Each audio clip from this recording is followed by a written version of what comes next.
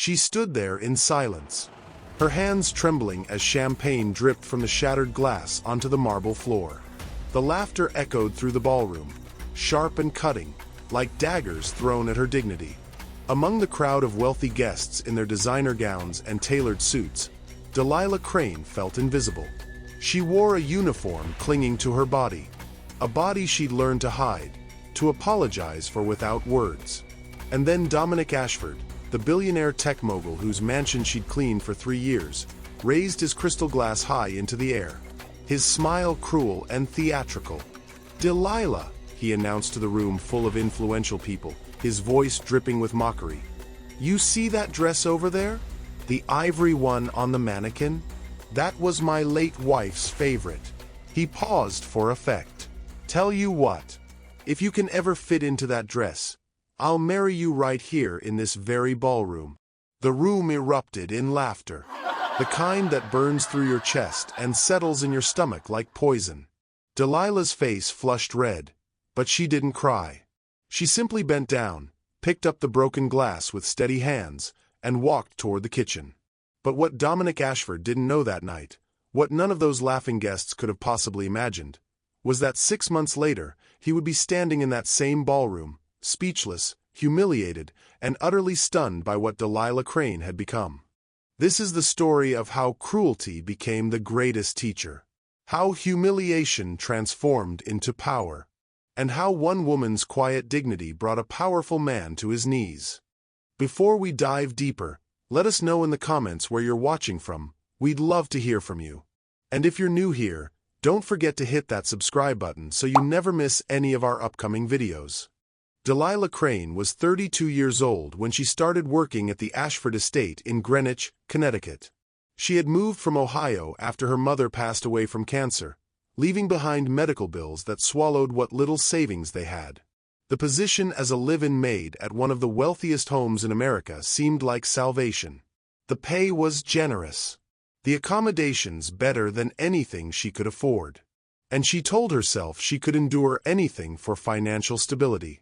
What she didn't anticipate was Dominic Ashford himself. At 45, Dominic was everything the media portrayed him as: brilliant, ruthless, devastatingly handsome, and completely aware of his power over others. He had built his fortune in artificial intelligence, selling his first company for billions before he turned 30. His second wife, Evangeline Ashford, had died 2 years before Delilah arrived, and the entire estate still felt like a shrine to her memory. Photographs of Evangeline lined the hallways. Her clothes remained in the master closet. Her perfume bottles sat untouched on the vanity. Dominic never spoke of her, but he also never let her go. For the first 6 months, Delilah barely saw him. She cleaned the vast halls, polished the silverware, prepared meals for a man who rarely ate at home. She was good at being invisible. She had spent most of her life perfecting it. Growing up overweight in a world that worshipped thinness had taught her how to shrink, how to apologize for taking up space. But then came the night of the charity gala, the event Dominic hosted annually to benefit children's medical research. Ironic, considering how little compassion he showed in private. Delilah had been asked to work the event, to serve drinks, clear plates, blend into the background while the elite celebrated their generosity. She had agreed without hesitation. She needed the overtime. But that night, fate wasn't finished with her. The ballroom glittered like a scene from a dream. Crystal chandeliers cast soft light over tables draped in silk. Champagne flowed freely. Laughter filled every corner. Delilah moved through the crowd with practiced efficiency, invisible, as always, until Dominic Ashford decided she shouldn't be. He had been drinking, not enough to slur his words, but enough to loosen his cruelty. He stood near the center of the room, surrounded by investors, politicians, old money families who treated him like royalty. And then his eyes landed on her. "Delilah," he called out, loud enough to silence nearby conversations. She froze. "Come here."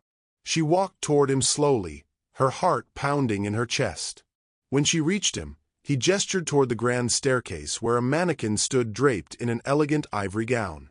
The dress was breathtaking, silk and lace, impossibly delicate. "That was my wife's dress," he said, his voice carrying across the room. "Evangeline wore it to our wedding. Size 2. Perfection." He turned to Delilah, his smile sharp as a blade. "Tell you what, Delilah, if you can ever fit into that dress, I'll marry you right here in this very ballroom." The room erupted. Laughter crashed over her like a wave. Some guests looked away, embarrassed. Others openly gawked. Delilah stood frozen, her hands trembling, her throat tight. She wanted to run, to disappear. But instead, she bent down calmly and picked up a glass that had fallen from a nearby table. She walked toward the kitchen without a word. And in that moment, something inside her shifted. Not broke. Shifted. What she found next would change everything. Delilah didn't sleep that night. She sat in her small room above the garage, staring at the wall. For years, she had told herself that her weight didn't define her, that she was worthy regardless of how she looked. And she still believed that. But she also realized something else. She had been hiding. Not from the world. From herself. The next morning, she gave her notice. Dominic didn't even look up from his newspaper when she told him. "Fine," he said dismissively. "I'll have someone cut your final check." She left the estate that afternoon with 2 suitcases and $600 in savings. No plan. No safety net. Just a quiet, burning resolve. She moved into a tiny apartment in Stamford. She took a job waitressing at a diner. And she began the hardest work of her life. Not losing weight. Reclaiming herself. She didn't crash diet. She didn't punish her body. She found a therapist who specialized in trauma and self-worth. She started walking every morning, not to burn calories, but to clear her mind. She joined a small gym where the owner, a former athlete named Clara Simmons, became her mentor. Clara didn't talk about weight loss. She talked about strength. "Your body isn't the enemy," Clara told her one day. "It's been carrying you through hell. Maybe it's time you start treating it like the miracle it is." Slowly, Delilah began to change. Not because she wanted to fit into a dress, but because she wanted to fit into her own life. He thought it was over. It wasn't. 6 months passed. Delilah lost 70 pounds. Not through deprivation, but through intention. She built muscle. She found joy in movement. She stopped apologizing for existing. But the external transformation was nothing compared to what happened inside. She enrolled in online business courses. She remembered something her mother used to say, "Smart is something you build. Don't ever let anyone convince you otherwise." Delilah had always been smart. She just hadn't believed it. Now she did. She studied finance, marketing, operations. She devoured books on entrepreneurship. And then one night, while working a late shift at the diner, she overheard 2 tech investors talking about a healthcare app that had just failed. "The idea was solid," one of them said. "But the execution was terrible. No real understanding of what patients actually need." Delilah listened, and an idea began to form. She spent the next 3 months developing a concept, a platform that connected low-income patients with resources for medical bills, treatment options, and financial assistance. Something her mother could have used. She built a prototype using free software and sheer determination. And then she did something bold. She reached out to Martha Cole, a venture capitalist she'd once served at the Ashford estate. Martha remembered her. And when Delilah pitched her idea, Martha didn't see a maid. She saw a founder. "I'm in," Martha said simply. Within 4 months, Delilah had secured $2 million in seed funding. Her app, MedBridge, launched quietly. But it grew fast. Patients loved it. Doctors recommended it. Hospitals partnered with it. And Delilah Crane, the woman who had once been invisible, became impossible to ignore. But that night, Fate wasn't finished with her. 1 year after that humiliating night, Delilah received an email. It was an invitation to the annual Ashford Charity Gala. Same venue, same cause. She stared at the screen for a long time. She could have ignored it. She had moved on, built a life, found her power, but something in her wanted to go back. Not for revenge, for closure. She RSVP'd. And then she went shopping. Not for the ivory dress, she would never wear that, but for something that made her feel like the woman she had become. She found it in a small boutique in Manhattan. A midnight blue gown, elegant and modern. Form-fitting but comfortable. When she looked in the mirror, she didn't see someone trying to prove anything. She saw someone who had already won. The night of the gala, Delilah arrived alone. She walked through the same marble entrance she had once cleaned, past the same grand staircase where that mannequin had stood. The ballroom was just as opulent as she remembered. But this time, she wasn't serving. She was a guest. And when she walked in, heads turned. Not because of her dress, but because of the way she carried herself. What she found next would change everything. Dominic Ashford stood near the bar, surrounded by the same crowd of sycophants. He was mid-story when someone tapped his shoulder. "Dominic," Martha Cole said, smiling. "There's someone I'd like you to meet." He turned, and his face went pale. Delilah stood before him, calm and composed. "Hello, Dominic." For the first time in his life, Dominic Ashford was speechless. He stared at her, his mind struggling to reconcile the woman before him with the maid he had humiliated a year ago. "Delilah," he finally managed. "Yes." Martha stepped in smoothly. "Delilah is the founder of Medbridge. We just closed a Series A round, $15 million. I thought you two should connect, given your shared interest in healthcare innovation." Dominic's jaw tightened. He recovered quickly, extending his hand. "Congratulations." Delilah shook it briefly. "Thank you. I didn't know you were in tech," he said, his voice strained. "There's a lot you didn't know about me." The words hung in the air. Martha excused herself, sensing the tension. Dominic cleared his throat. "Look, Delilah, about that night." "You don't need to apologize," she interrupted gently. He blinked, caught off guard. "I don't."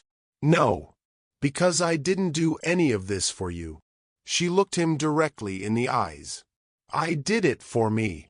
And with that, she walked away, leaving him standing alone in a room full of people. For the first time in years, Dominic Ashford felt small. He thought it was over. It wasn't. Over the following months, Dominic couldn't stop thinking about her. He saw her name in tech journals. Forbes featured her on their 30 under 40 list. Medbridge became one of the fastest-growing healthcare platforms in the country. And every time he read about her success, he felt something he hadn't felt in years. Shame. He reached out to her. Emails, calls, messages through mutual acquaintances. She didn't respond. He showed up at her office one day, a sleek space in downtown Manhattan. Her assistant told him politely but firmly that Ms. Crane was unavailable. He tried again at a conference where she was speaking. This time, she agreed to talk. They met at a quiet cafe near Central Park. Dominic looked older, tired. "I owe you an apology," he began. Delilah sipped her coffee calmly.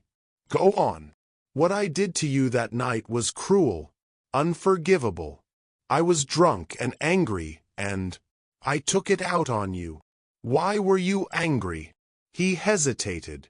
"Because you reminded me of everything I'd lost. Evangeline. She was perfect. And when she died, I couldn't accept it. I turned into someone I don't recognize." Delilah nodded slowly. "I understand loss, Dominic. I lost my mother. I lost years of my life hiding from who I was. But I didn't use that pain to hurt other people." He looked down. "I know. Do you?" she asked quietly. Because you didn't just hurt me that night. You hurt everyone who ever felt invisible. Everyone who was taught their body was wrong. Their existence was a joke. Tears welled in his eyes. I'm sorry. I believe you. She set down her cup. But your apology doesn't undo what you did. It doesn't erase the woman I was before that night. And honestly, I don't want it to. He looked confused. Because that night made me realize something, Delilah continued. I had been waiting for permission to take up space. Permission to be seen. And you showed me that no one was going to give it to me. I had to take it myself. She stood. So thank you, Dominic. You were the teacher I didn't know I needed. And she walked out, leaving him sitting alone. But that wasn't the end. 2 years later, Delilah stood on stage at a TEDx event. The topic, dignity over revenge. She told her story, not with bitterness, but with power. She spoke about humiliation, transformation, and the quiet strength of choosing yourself. The video went viral. Millions of views. Thousands of messages from people who saw themselves in her journey. And among those messages was one from Dominic Ashford. It was short. You deserved better. I hope you found it. She didn't reply. Not because she was angry, but because she had already found what she was looking for. She had found herself. Medbridge continued to grow. Delilah expanded into mental health resources, addiction support, and community wellness programs. She became a sought-after speaker, a mentor to young women, a voice for people who had spent too long being silent. And through it all, she stayed grounded. She never forgot where she came from. She never forgot the woman who once bent down to pick up broken glass while a room full of strangers laughed. Because that woman had been strong too. She just hadn't known it yet. 3 years after that night, Delilah hosted her own charity gala. Not in Greenwich. In Harlem. It benefited underserved communities, funding healthcare, education, and entrepreneurship programs for people the system had forgotten. She invited everyone, including Dominic Ashford. He came. Quietly. Humbly. He donated $500,000. And when Delilah took the stage to speak, she didn't mention him. She talked about resilience. About the people who had lifted her up. About the patients whose lives had been changed by Medbridge. After the event, Dominic approached her one last time. You've built something extraordinary, he said. Thank you. I mean it. What you've done. It's more than I ever accomplished. She smiled softly. That's not true. You built an empire. I built a fortune, he corrected. You built a legacy. They stood in silence for a moment. I hope you find peace, Dominic, Delilah said finally. I hope you've found yours. I have. And she meant it. Years later, a journalist asked Delilah if she ever thought about that ivory dress. If she ever wanted to prove she could fit into it. Delilah laughed. No, she said simply. Because it was never about the dress. Then what was it about? She thought for a moment. It was about realizing that the only person I needed to fit for was myself. Not a size. Not a standard. Not someone else's idea of worthy. And Dominic Ashford? He was a chapter. Not the story. The journalist smiled. That's a powerful lesson. It's the only one that matters, Delilah said. Because dignity, she had learned, wasn't about fitting in. It was about standing tall in your own skin. And no one, not a billionaire, not a cruel comment, not a room full of laughter, could take that away. Not anymore. Would you have forgiven him? Sometimes, the best revenge isn't proving them wrong. It's proving yourself right. Delilah Crane didn't need to fit into someone else's dress. She built an empire in her own.